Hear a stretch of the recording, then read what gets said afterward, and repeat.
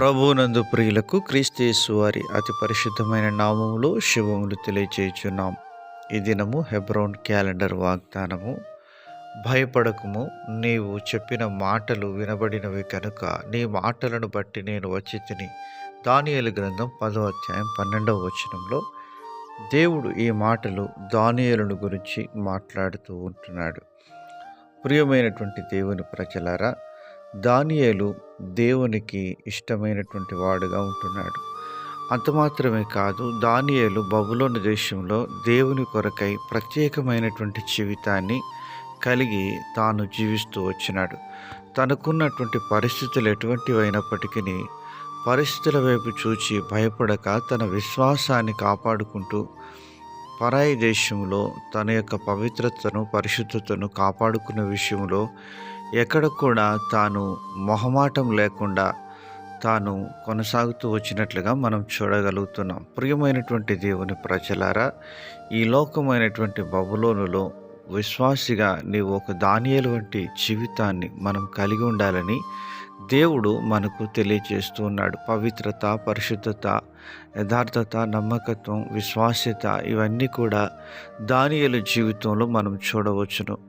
దానియేలు తన యొక్క జీవితంలో నీతిమంతుడిగా ఆయన కొనసాగుతూ వచ్చినాడు. అందును బట్టి దేవుని వాక్యంలో రాయబడుతూ వచ్చింది, నీతిమంతుల ప్రార్థన ఆయన ఆలకించును అని రాయబడుతూ వచ్చింది. ప్రియమైనటువంటి దైవజనమా, ప్రార్థించడానికి ముందుగా మన యొక్క జీవితంలో పవిత్రతను దేవుడు చూసేవాడుగా ఉంటున్నాడు.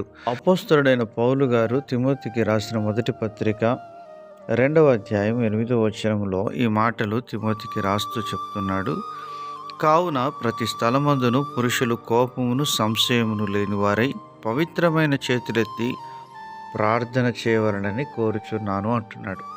మన యొక్క ఆధ్యాత్మిక జీవితంలో పవిత్రత ఎంతో ప్రాముఖ్యమైనటువంటిది. ఈ యొక్క పవిత్రతను దానియేలు తన జీవితంలో కాపాడుకునే వాడుగా ఉంటున్నాడు. ప్రార్థనకు ముఖ్యంగా మన జీవితంలో ఈ పవిత్రత అనేటువంటిది లేకుండా మనము ప్రార్థన చేసినప్పుడు మన ప్రార్థన దేవుని సన్నిధికి చేరుకోలేదు. దానియేలు గ్రంథం 10వ అధ్యాయం 11వ వచనం అంటున్నాడు, దానియేలు నీవు బహుప్రియుడవు గనుక నేను నీ యొద్దకు పంపబడి తిని, నీవు లేచి నిలబడి నేను నీతో చెప్పు మాటలు తెలుసుకొనుమనెను. అలాగన దేవుని దూత దానియేలుతో మాట్లాడుతూ వచ్చినాడు. ఈరోజు దేవుడు మన ప్రార్థన వినాలి అంటే దానియేలు కనపరిచిన పరిశుద్ధతను మనమును కలిగి జీవించి మన ప్రార్థనలకు దేవుని ద్వారా సమాధానము పొందుకొందుము గాక.